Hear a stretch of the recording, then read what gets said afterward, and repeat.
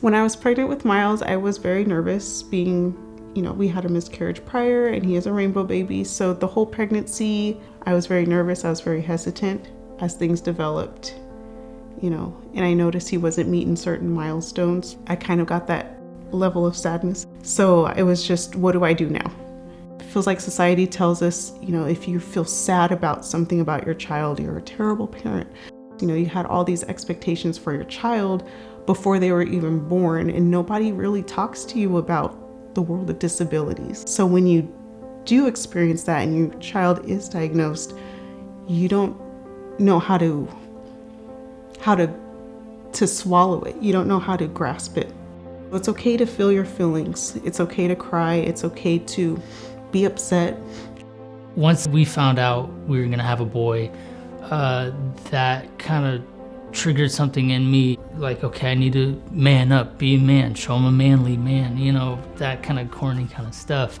I just want to do my best to make sure he's the best person he can be. When I noticed something wasn't right, or so he wasn't interacting correctly, I was researching a lot. So I would get on Google, I would look up, why isn't my child making eye contact, or why isn't my child doing X, Y, and Z? And then it always fell into the realm of autism. Ashley and her sister Crystal and her mom definitely took the reins and said, okay, we need to look at this. We can't ignore this. Finding out about the diagnosis was a little bit of punch to the gut. I was very much in denial. I didn't want to believe it. I know what autism is, but I didn't understand like the nonverbal. What does that mean? Okay, so he can't speak. Okay, so what does that mean? It felt like you were getting a puzzle piece, but you didn't have the whole puzzle. As a family, we love to go to Knott's Berry Farm. The first time we took Myles it was hard. It was hard because he didn't know how to process all the sounds. And so he had a huge meltdown. I had to take Myles home. Everybody else stayed. So it was a sad ride home. I was sad because I don't want to see my child struggling like that. First steps for assessment was definitely call Regional Center. So that's the first thing I did, and it was super easy to request an assessment. Myles was 18 months when he was assessed with Regional Center. Based off of their assessment scale, they would recommend services. So Myles was recommended for speech, occupational therapy, and ABA services as well. When we started in-home services with ABA, it was a little tricky getting everybody on board and on the same page with the behavior plan. When Myles was getting home-based services, I was kind of a little worried at first with having somebody come in the house. It was kind of a little bit intrusive. It's important for us to work as a team together because Myles needs that consistency. So if we have a set plan and expectation with his therapist and that we're trying to implement to change a behavior, it's important that that treatment plan is the same across the board. As time goes on, you see him with a big smile on his face and everything like that. You feel comfortable. Ashley and Crystal and her mom are amazing. Some days I feel so sad, some days I feel so happy, so it's definitely a roller coaster. So you just need to find your own outlet. So if you need to go on a walk, go on a walk. If you need a break, take a break. Take the help when you need it. To prepare for the transition from home-based services and therapy services to school-based services, it's gonna be difficult, it's gonna be different. Having someone come into the home versus him going to school, for me, I was very nervous. I felt a little uneasy just as a parent sending your kid off to school and trusting it's no longer at home. You're sending them away kind of thing, and you're trusting the teachers and the staff there to take care of your child. So speak up. If you have concerns, definitely speak up during the IEP meeting and have those concerns. Bring to the table what you have been working on your outside services and see if they can implement them in the school services to keep building on those new skills that your child was working on.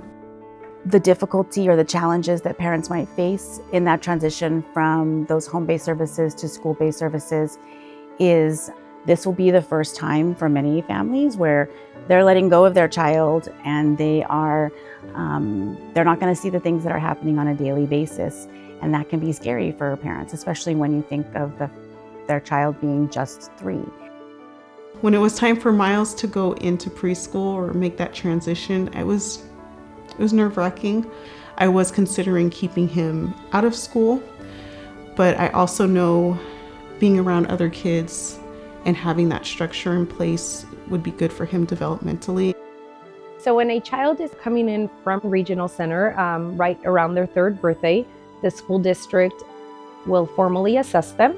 What parents should be aware of is sometimes the criteria for school districts may be different than Regional Center. The students coming in from the Regional Center usually have already had services set up, and so we are able to take a look at kind of their history, see what they've had, what's already established, what they need, do that assessment to figure out where their needs are, how we can best support them in every area, and then we have that initial meeting where we're able to develop the team through the school.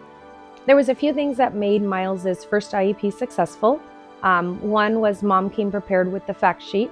She provided us with a photo of Myles, likes and dislikes. She also had a binder with all of the information and therapies he had gone to.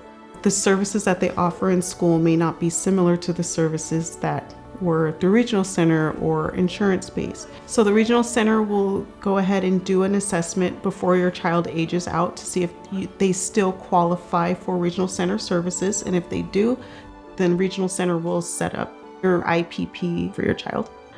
Myles qualified to remain a client of Regional Center, and the Regional Center is still currently helping us to this day with our needs. It definitely was scary at first having him go from home to a school. You don't know how other kids are going to react to his autism. You don't know how other parents are going to react. So there is that fear attached to that, letting him go to school. I mean, it's that protectiveness as a parent, like, I really hope no one hurts his feelings.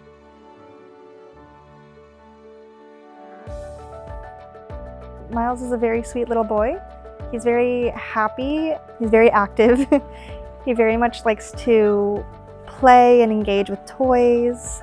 He's very, very smart. He's so smart. He picks things up so quickly. He is a total communicator, so he uses a multimodal communication approach. So we are using some of the sign language for him. He has an AAC device that just kind of supports his communication. He is using more vocalizations and sounds, trying to build some of those words, a lot of gestures and pointing. So we're really trying to provide just as many communication tactics and tools as we can. So smiley. I want more. More. Oh, I love how you're showing me more. Since he's been in school, we've seen an enormous progress in him. Today was hat day. He was showing Oliver his hat, and then they started running around playing together.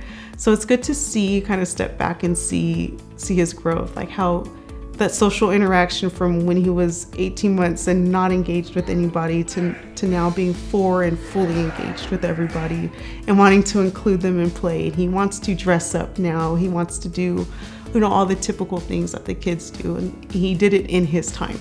There's different stages he's gone through with just, barely being able to communicate to now he can do sign language. And the biggest thing for me that I feel grateful for today is he's there. He's with you. He's understanding what's going on. So that's a huge relief for me, is he gets it. He might not be able to speak, but he's there.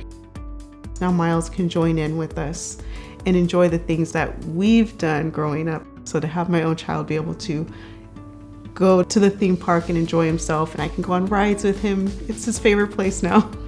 I feel so happy that he can go and have a good time and enjoy things that we as a family enjoy. So since he started school, I've seen tremendous improvement.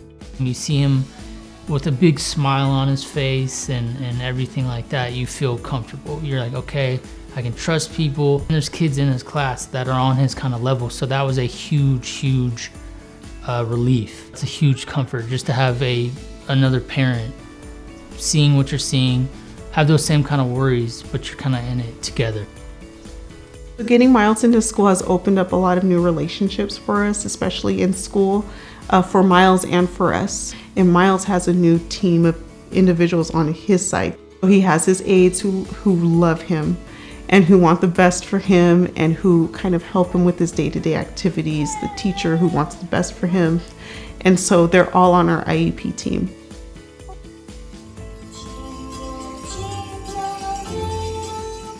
There was a Christmas musical, and it was the first time that I went to a school for him and waited outside with the parents.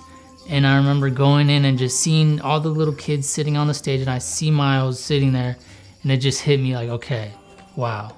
Going from you don't know how he's gonna do to seeing him on a stage with other kids, and it's all structured, it's all safe, it's all good, and he's singing Christmas songs, that's like the best.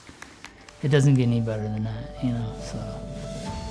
I hope to see him independent. I want to see him with a job. I want to see him have a group of friends and they go out and go to a movie or go out to eat, you know. Those are some of my goals, just to see him just enjoy life. And with all of the support and the services that he's getting now and that he's going to continue to receive, hopefully that'll lead him to achieving those goals.